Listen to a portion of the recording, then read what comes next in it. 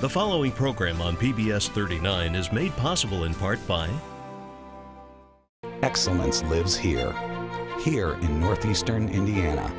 It's reflected in more than 200 nationally recognized degrees. It drives our Division I sports. It's alive in our campus life. Excellence has a name, IPFW. Around our campus, around the country, around the world. Excellence lives here. Indiana University, Purdue University, Fort Wayne. One university, two great names. For nearly 60 years, Arts United has worked to bring the rich, diverse talents of our region together through support of the arts, socially, culturally, and economically. Arts United, providing a home for the arts in Northeast Indiana.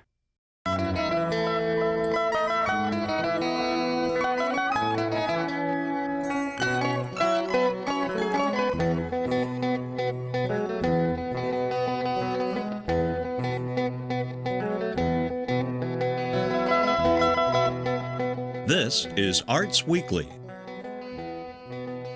Arts Weekly is produced in cooperation with the College of Visual and Performing Arts at IPFW, offering degrees in fine arts, music, theater, and visual communication and design.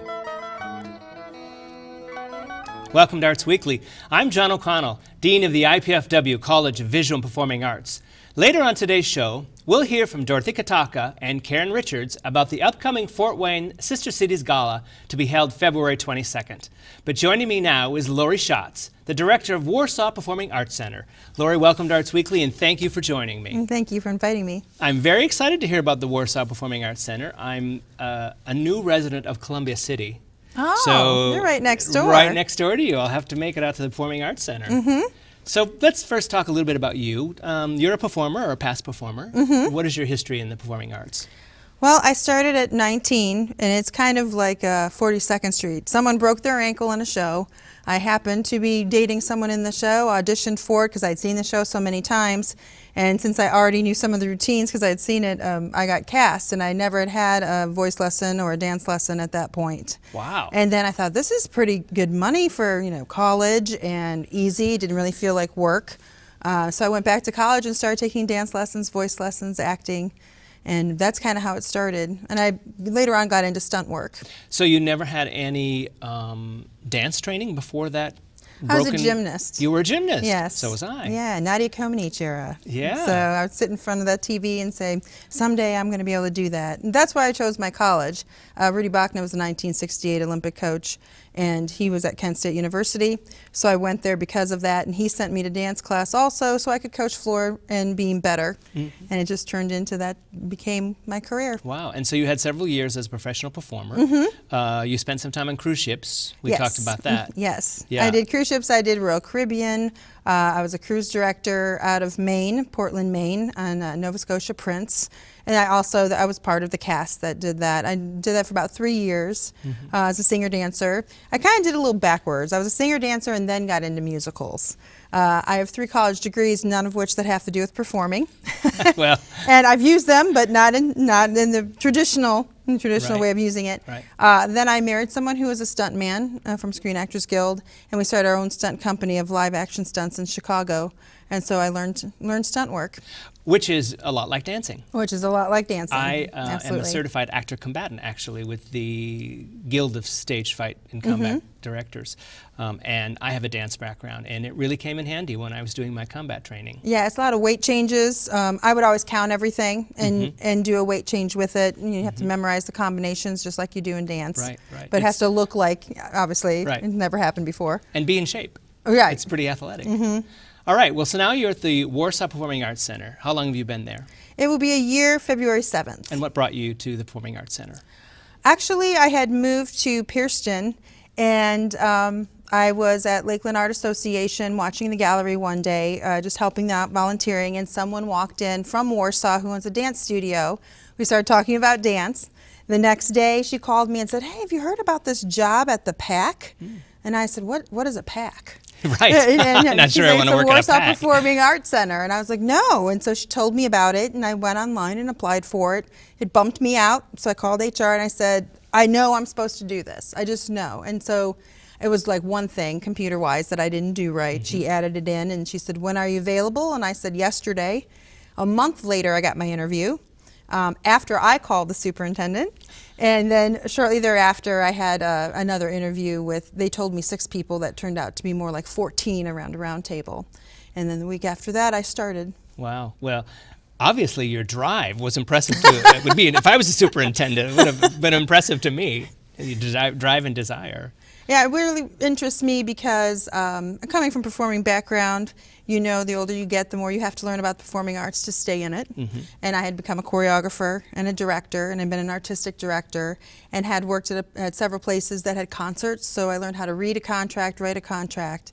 And that's mostly what I do as the director of the Performing Arts Center now. I choose the acts that come in, but then I also have to write the contracts, read the contracts, do the marketing PR. You're booking agent, director, company manager when they get there, run box office or at least supervise those sort of things, as well as the technical staff. Yes, I'm in charge of the technical staff. Do you have a large technical staff? No. We just added a second one. Hire per show, or is it a... We have someone that's with us full-time, and he has another position also at the school, and then he takes care of mostly the school events, and then does the outdoor events that I bring in or rent from us, which is another aspect. We actually rent our space. That's a moneymaker for most performing arts centers of any kind. You've got to be able to rent to other activities. We'll talk a little bit about that later, but you have to be a venue open to the public. And yes. It's the only way you can survive and that's part of pay our your mission bills. statement. Yeah, absolutely. We're there to enhance and educate and to supplement what we already have in our community, because we have wonderful arts in our community. Grace College is there, plus we have a wagon wheel, but we wanted to be able to be accessible to the other organizations that might not be able to go to those places, or just because we have a 975-seat theater, a black box. So it's located in a high school. You said you're affiliated. It's affiliated with the high school or with the school district. Yes and no. Okay. The school kids get the first choice of the schedule of the year. So I keep the calendar for that. And so if they have something going on, then obviously I can't rent it, or I can't also bring an act in. Then we rent it out in the spaces that we have available. And I set a season, which this year was the first year in a while they've had a season. So I set the season, and then around that we allow the non-for-profits and regular organizations to come in and use the facility. Does the school plan ahead? Do they plan ahead with, if you're going to plan in a season, you really require them to give you a year's calendar? Yeah, and I just got next year's calendar last week. Okay. So I was able to do that. Plus we go back in our calendars. If it happened approximately this weekend this year, it's going to happen probably next year. So we try to stay away. And how big is it's a proscenium stage? And how many seats did you say? We have 974. That is a good size for a rental. Yes. You want to stay, you've got to be above 800 usually, and you don't want to be in the 2,000 range because you can't sell that in most communities. So that's a wonderful. We also have a black box that most people don't know, especially in our community, and they don't know what a black box is. You know, and as you know, it's a space that you can turn into anything you want. You can do a convention and set up tables and have people walk through. You can have a stage and do an actual show, which we had there in the holidays. Flexible seating, I would imagine. Right. You can move seating around. Right. And so that holds 200 if you do theater style, and about 100 if you're going to do round tables. All right, so who's on the roster? What's coming up at the Warsaw Performing Arts Center? Well, it's really exciting. We have Joe Hall dancers are coming in February 8th, and they're actually starting to come in next Wednesday. They're going to do, Joe Hall himself is coming. He's doing 3 master classes, one for our students, because we do have a full dance studio also in the Performing Arts Center. So that, and we have 2 other master classes happening and a lecture by Joel. And then on Saturday evening, the concert's at 7 o'clock with his company. Well, we have some video I'd like you and I to talk a little bit about, because Joel Hall Dancers, it's new to me, and you say it's a company from Chicago. Yes. I'd like to look at the first video, which the reason I am interested in these 2 videos is because it seems like he's quite an eclectic choreographer. He does contemporary stuff. There looks like there's some lyric dance going on, some lyrical work, but his dancers look like they're trained in formal dance as well. So if we could look at Why Today first, please.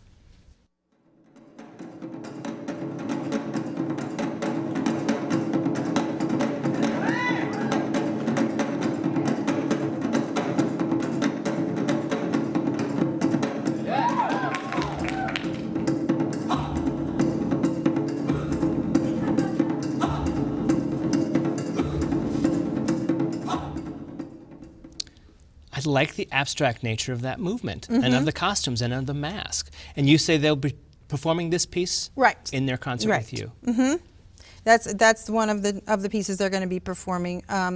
Joel's background is he comes from Chicago, from Cabrini Green, and grew up there, danced there, and he combines street dancing but also with the technique. You have to be, as part of his company, you have to take X amount of classes, obviously, but you have to be in ballet, you have to be in jazz, you have to be in modern, and he's come up with his own style. Is it a large company? I believe it fluctuates. Years ago in the day, I actually was training to be part of that company, and it was quite large back then. He's bringing 18 dancers with him on the road, and they still perform all over Chicago. I'm sure up to about 30 performers at a time. Well, let's look at the second clip, because I want our viewers to see the diversity that he seems to be bringing, because this is the second piece is definitely just a very classical, contemporary lyrical dance.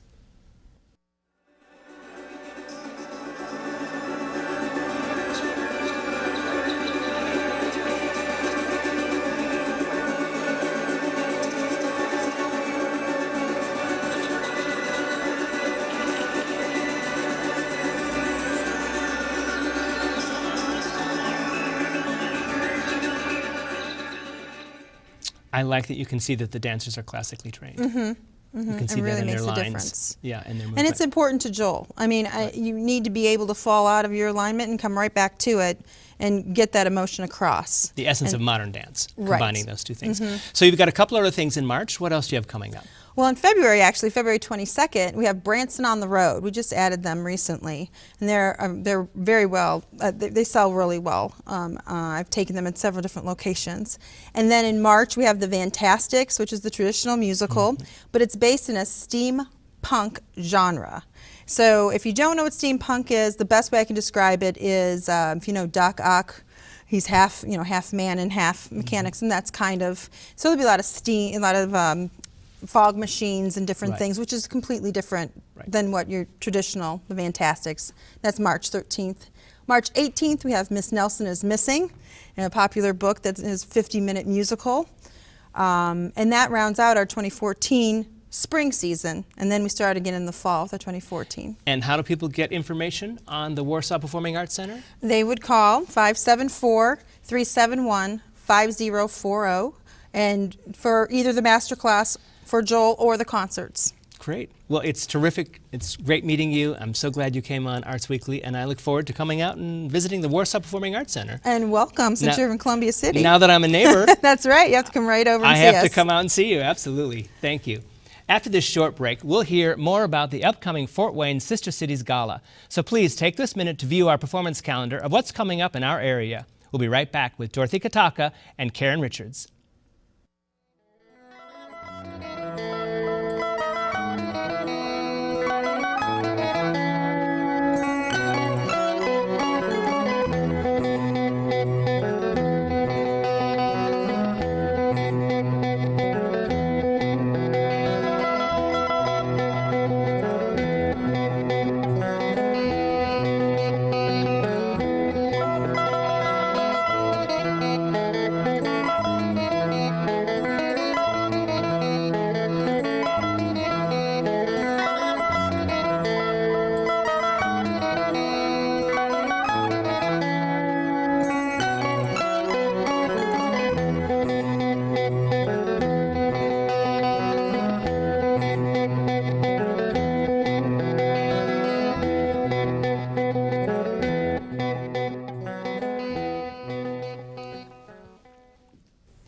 Fort Wayne Sister Cities International was established in 1976 to promote international understanding between the citizens of Fort Wayne and the citizens of our sister cities through the development of personal relationships fostered by frequent student, civic, artistic, and business exchanges. Joining me today to talk about the vital civic program and their gala that takes place February 22nd are Dorothy Kataka, Vice President of the Board, and Karen Richards, the Community Liaison for the Mayor's Office. Ladies, welcome to Arts Weekly, and thank you for joining me. Thank you so much. I'm so excited to hear about Sister Cities. Good. We have 4 Sister Cities. Yes. And Dorothy, you've been with the program for quite some time. Yes, I have, and it's been a really exciting, wonderful place to be because a lot of things are going on. First of all, our first sister city was Taizhou, not Taizhou, that's the one that we just got, but it was Takaoka, Japan, 37 years ago.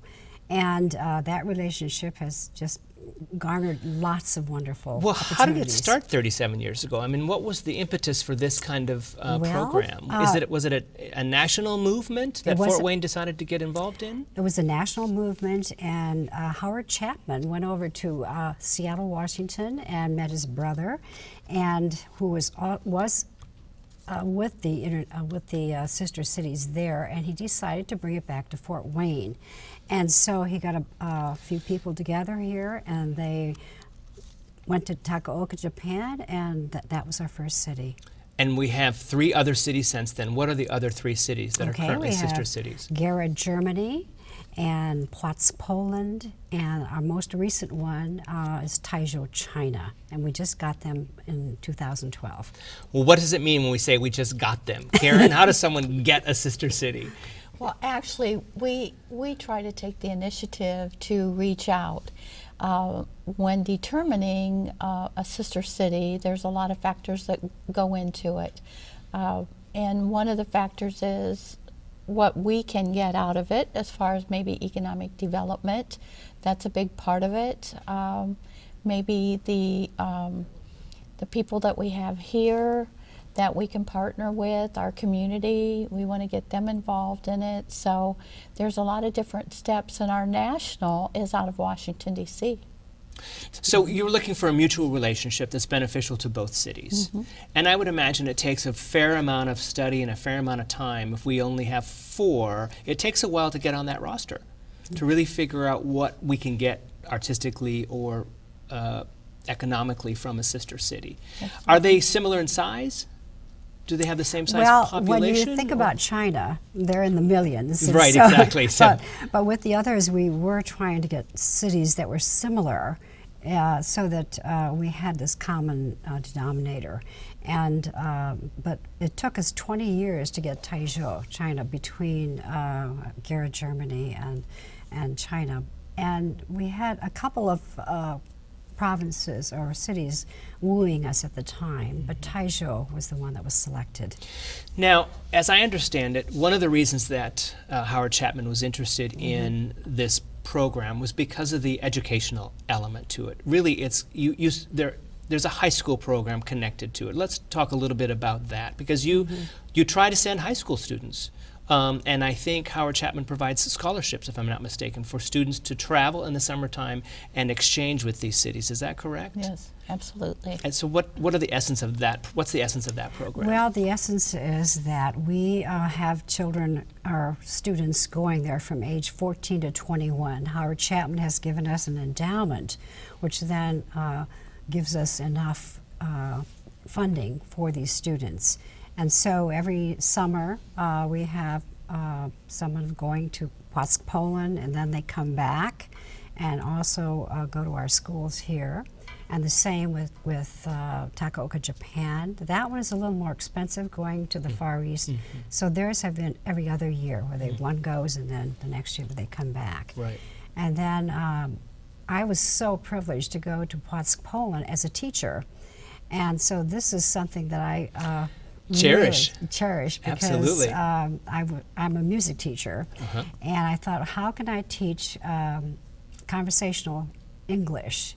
And I decided to use music, and so I used a couple of operas, and I had children from kindergarten to adults, and so I also was able to give a concert there as well. But we're using all kinds of devices to get them to speak English. And how long are you there then when you go on one of these trips? Well, this one was for 3 weeks, and so that gave us a chance to also on the weekends go to see Warsaw and Krakow, but also to get to know the students very well. They're just wonderful. Karen, you're the mayor's liaison. What does that mean? Are you trying to entice members of Fort Wayne to participate in the sister cities, or are you a liaison with the cities in the 4 destinations?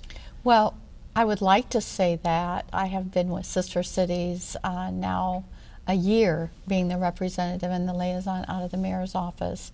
And unlike, the mayor has been to all of our cities, all of our sister cities, and has a wonderful relationship with them. And without his support, and without the support of the mayor of the city, there would not be sister cities, because that is a big part of the relationship building and the acceptance with the group. And so he's very honored, and I hope to get to those cities. But unlike Dorothy's been, you know, she's been with it for 8 years and has been to the cities, and again, like the mayor, and he's just it does take leadership. We try to treat, you know, when they come here, we always want them to come and visit us. We just recently had a delegation come from Japan, and Parkview was one of the sponsors for them. We had 2 doctors and a nurse that came for physicians exchange. And so we try to treat them as royally as they treat us. And they spent several days with us, and everyone got involved with it, from Parkview to our group, of course.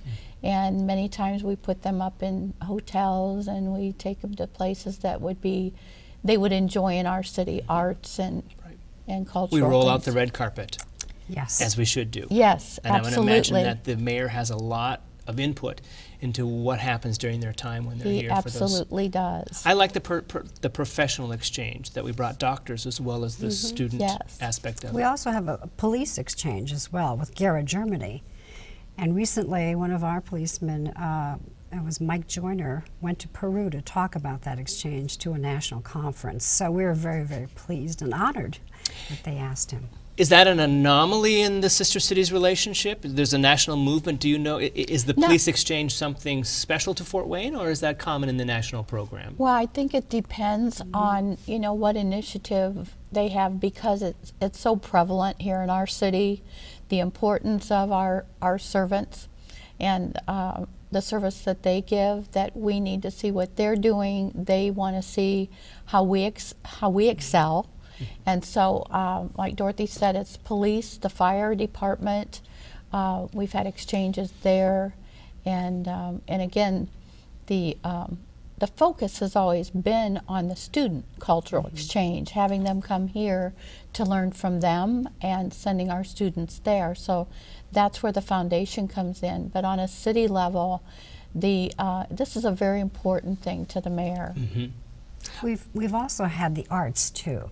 From Płock, Poland, we've had 2 dance groups that came in collaboration with FAME, Foundation for Art and Music and Education, of which I co-founded. And so we had this relationship of 35 of these children coming for 3 weeks, going into schools, and they reached about 12,000 kids.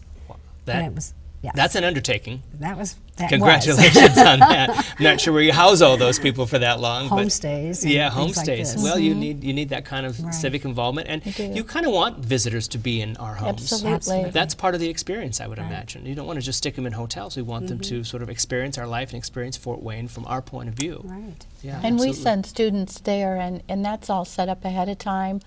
Our board and our group, Sister Cities, is very involved. When our students go, normally there's teachers that go with them, there's adults that go with them, they're very well supervised.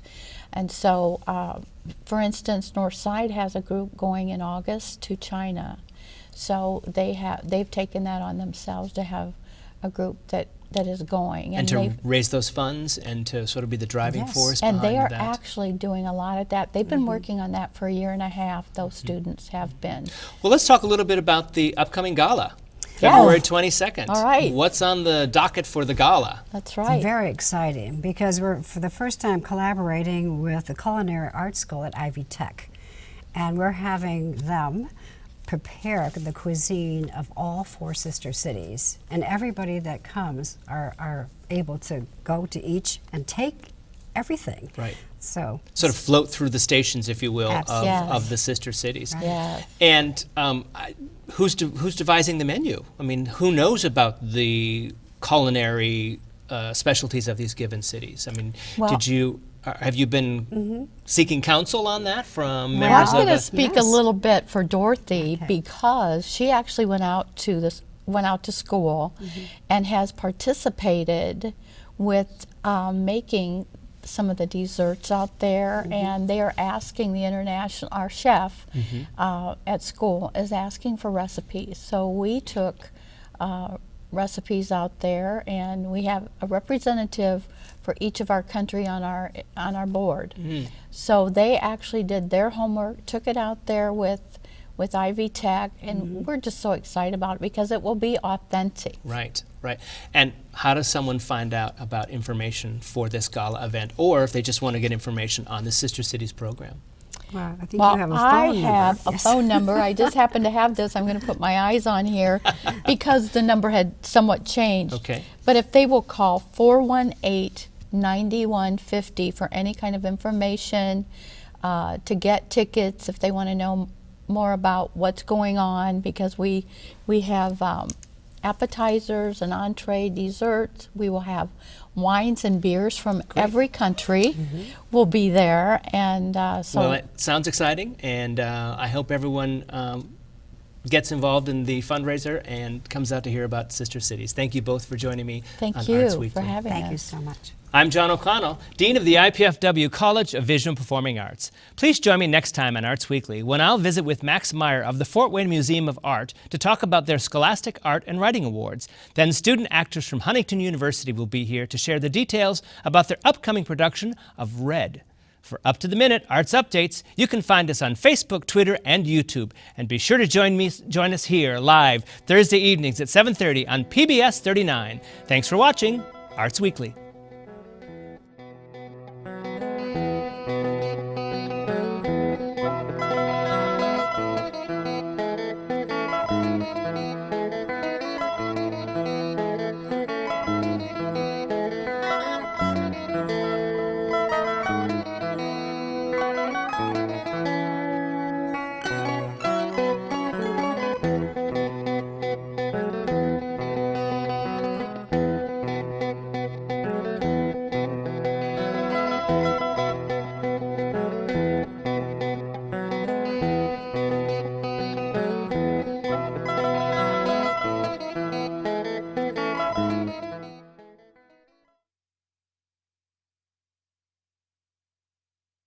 The preceding program on PBS 39 was made possible in part by Excellence lives here in northeastern Indiana.